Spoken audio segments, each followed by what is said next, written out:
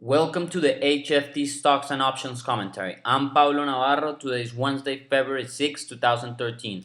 For the market internals, the New York Stock Exchange advanced decline differential closed at 469.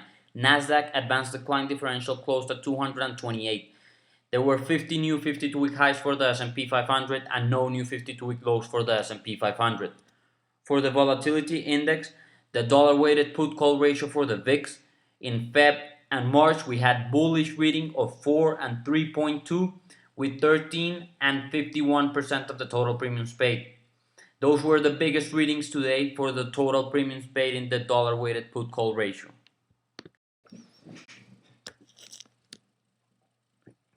Here we have the daily chart for SPX. We were up 0.83 or 0.05, basically a flat day here, but the important thing, we were able to close almost at the highs or at the high of the day, which was pretty positive.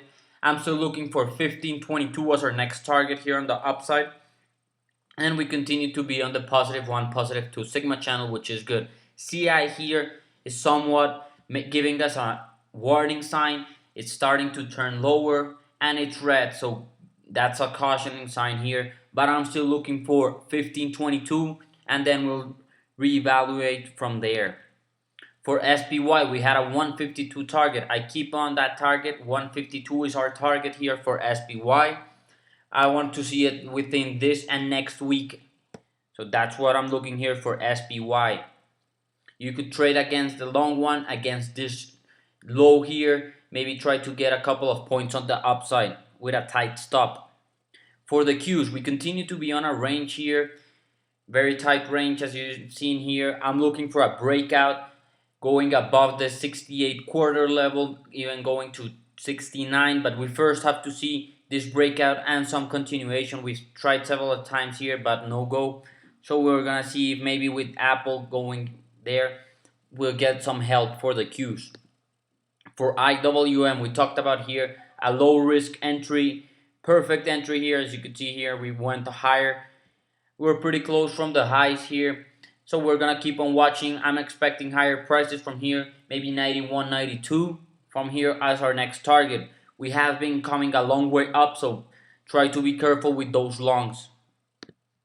For GLD, we are below the 50-day moving average, and here we have our trend line.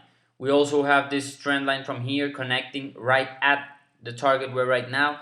So we're basically at important resistance. I'm looking for a fail here, go lower, maybe test the 200-day moving average again, 161.26.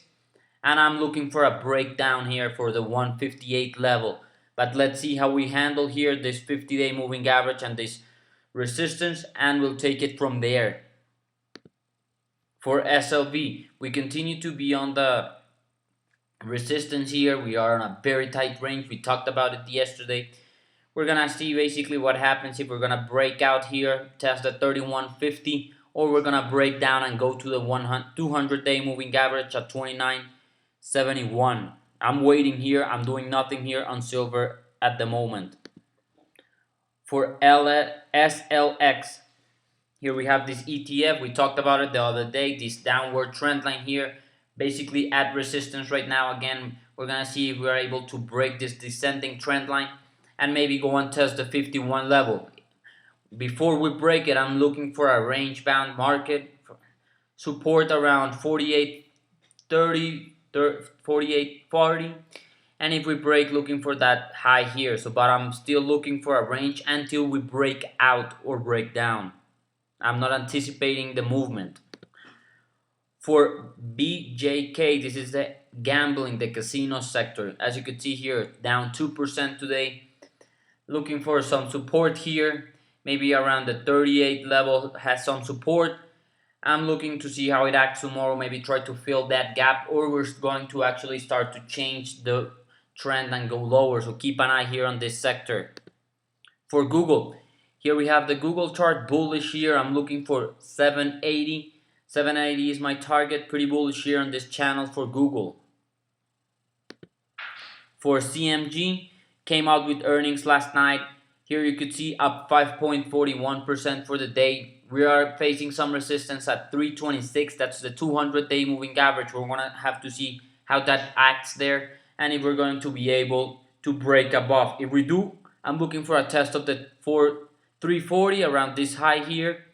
That's gonna be important. For Amazon, we have a down day, almost 2% down. I'm looking for a test of the 50-day moving average, 259.7. That's gonna be important. I wanna see how it acts. We bounced last time. I'm not as bullish this time. Maybe going to the 250 level. For Apple, here we have a very nice day. Apple was up over 1% here, breaking out. And then we failed there. We just went lower, closing down at 54.57. We continue to be in this range. I wanted to see a breakout and close above 466. That's gonna be my level to watch.